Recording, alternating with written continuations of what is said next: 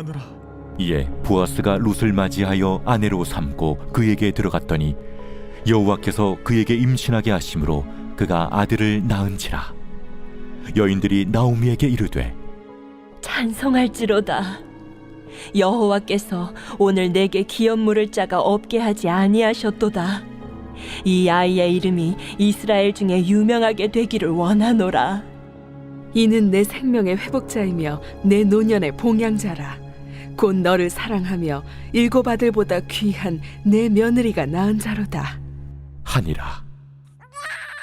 나오미가 아기를 받아 품에 품고 그의 양육자가 되니 그의 이웃 여인들이 그에게 이름을 지어주되 나오미에게 아들이 태어났다 하여 그의 이름을 오벳이라 하였는데 그는 다윗의 아버지인 이새의 아버지였더라.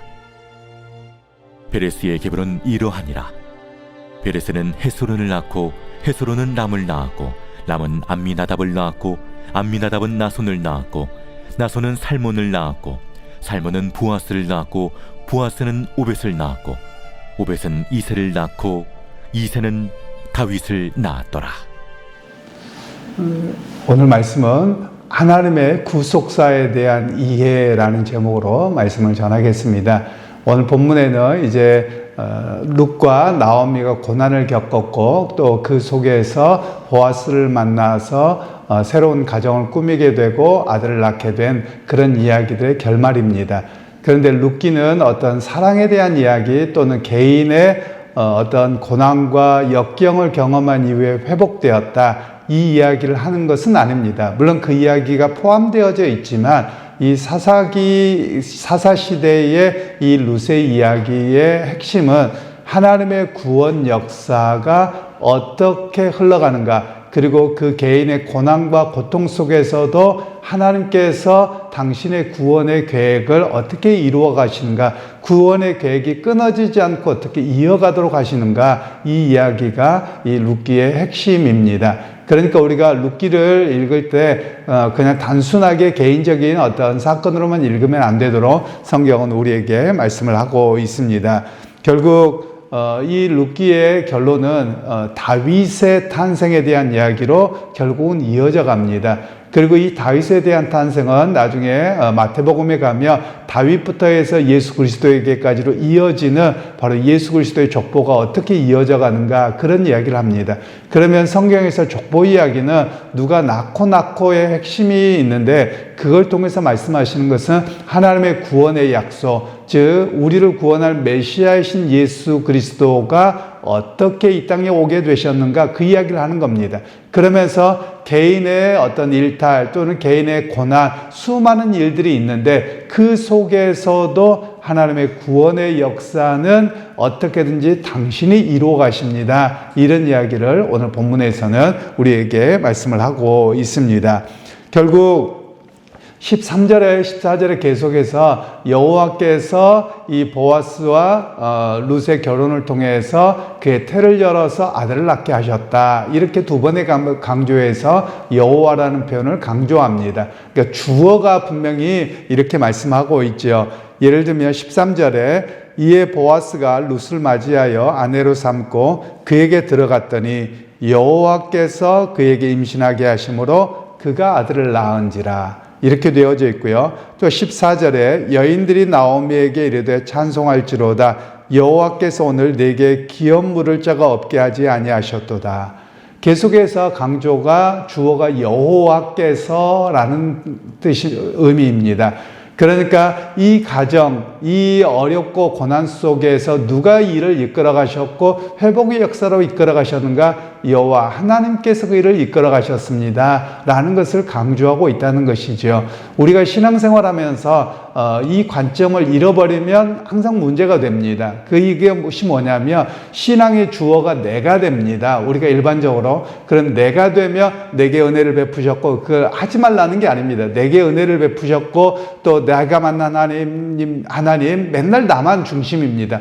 그러다 보니까 뭘 잃어버리게 되냐면 나한테 좋은 일이 생기면 하나님의 은혜고 할렐루야고, 그리고 또 어려운 일이 생기면 하나님 왜 나한테 이렇게 시련을 주십니까? 이런 신앙으로 바뀌어버리거든요. 그런데 성경에서 말씀은 인생의 그 걸음 속에서, 여정 속에서 숱한 일들이 있기 마련이라는 겁니다. 어떤 광야의 길도 있을 수도 있고 또는 폭풍우를 만날 수도 있고 좀 평탄할 수도 있습니다. 그런데 그 모든 과정 속에서 주어가 여호와입니다.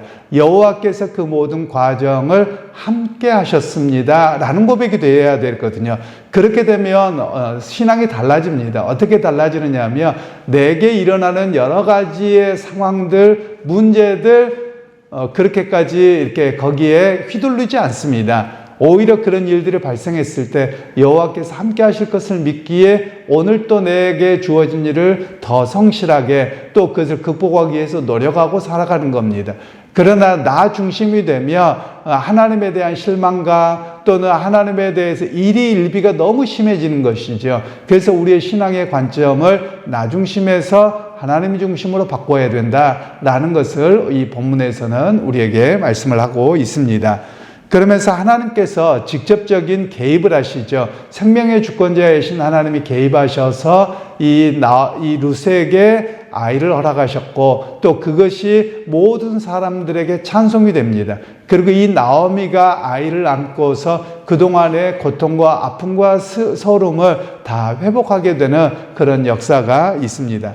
그러면 성경은 이런 이야기를 하는 겁니다. 하나님의 구원 역사가 길게 있는데 그 구원의 역사 속에서 내 개인의 역사도 있습니다. 내 개인의 슬픔과 고통과 아픔도 있습니다.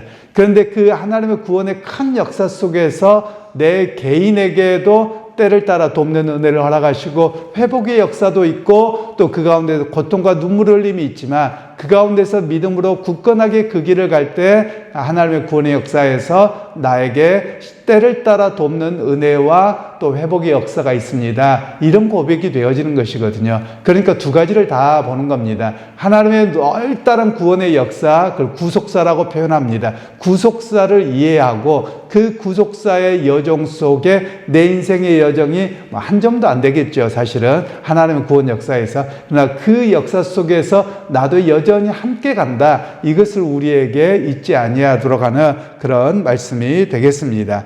결국 이 루세를 통해서 17절에 보시면 이렇게 이야기를 합니다. 그의 이웃 여인들이 그에게 이름을 지어주되 나오미에게 아들이 태어났다 하여 그 이름을 오벳이라 했는데 그는 다윗의 아버지인 이새의 아버지였더라. 이 오벳이라는 뜻은 섬기는 자라는 뜻입니다. 그러니까 나오미의 그 노년 그리고 룻을 섬기겠다라는 의미로 이야기를 하는 겁니다. 즉 나오미와 룻이 모압 지방에서 남편과 그리고 아들들을 잃어버리고 그들이 빈손으로 돌아왔는데 텅 빔으로 돌아왔는데 오히려 하나님께서 여호와의 날개로 그들을 보호하셔서 그들에게 기업 물을 자를 탄생하게 하셨는데 그 기업 물을 자가 누구냐? 오벳이라는 거죠. 그래서 이 오벳을 통해서 어머니와 그리고 할머니를 섬기게 되므로 그들이 위로를 받게 되는 이야기를 오늘 성경은 이야기합니다. 그리고 나서 이 사람에 가리켜서 다윗의 아버지 이새의 아버지였더라. 그러니까 다윗의 할아버지가 된 것이죠. 다윗의 할아버지가 되었는데 얼마나 이 가정에 개인적으로 보면 험난한 인생이었고 그리고 얼마나 어려운 가정이었느냐라는 겁니다. 그런데 시간의 역사를 보니 룻기는 바로 기록된 게 아닙니다. 다윗 시대 이후에 기록된 거예요. 그러니까 다윗의 이야기가 나왔죠. 그래서 다윗의 증조모가 된 것이죠. 룻이 결국은 그런 모습을 보면서 개인의 인생의 고달픔과 어려움들이 숱하게 있지만 그러나 시간이 지나고 보면 하나님의 구원의 역사에서 이렇게 쓰임받고 또 다윗 이스라엘 백성들이 가장 최고로 여기는 다윗 왕이 이 가정을 통해서 오게 되었는데 이것이 하나님의 구원의 역사요 하나님의 섭리였습니다 라는 이야기를 우리에게 들려주고 있는 것입니다. 결국 여기에서 보여지고 있는 것은 보아스의 자비와 그리고 룻에 순종하는 믿음의 길, 이것이 하나님의 구원 역사와 만난 겁니다. 그러니까 이 사람의 순종과 또 자비를 베품이 없었다라고 하면 하나님의 구원의 역사는 다른 사람을 통해서 이어져 갔을 것입니다.